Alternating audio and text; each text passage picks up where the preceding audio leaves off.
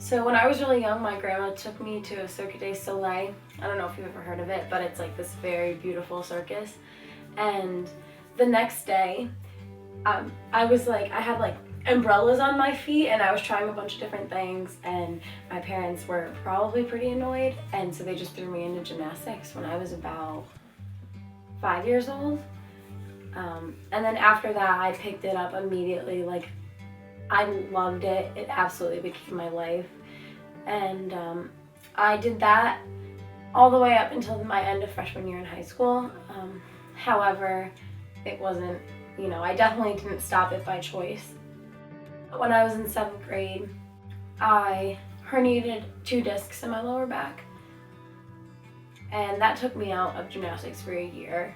That was really hard just because gymnastics being over 20 hours a week, like that's where my friends were. That's where I knew how to spend my time. I was told that I couldn't do gymnastics ever again. Gymnastics is so hard on the body that not a lot of people make it to the senior year in high school, never mind make it to their senior year in college. And so I was without a sport for a year when my physical therapist suggested diving. And I didn't want to try it at all. I was against the idea, but I was just like so bored, pretty sad and lonely, and so I just gave it a try. When she suggested that to me, I think it turned my parents onto it more, and I still wasn't all that into it. And I joke like diving is something that all the fat gymnasts do.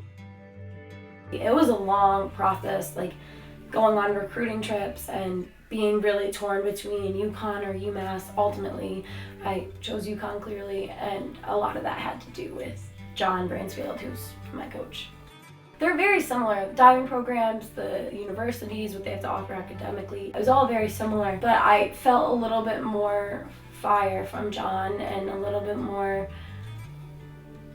of what I thought that I wanted in college from John.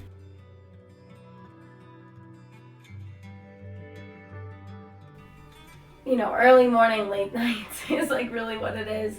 It's humbling. It's definitely humbling.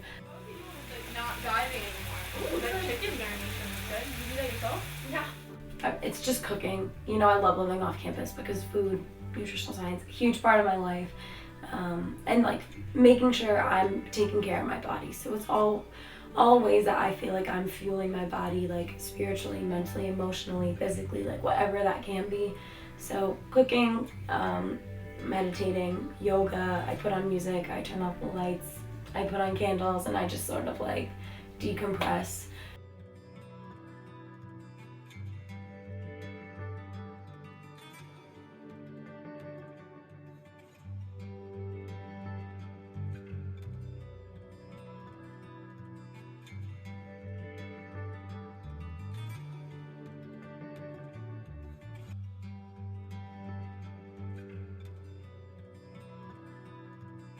But at the end of the day, this is home.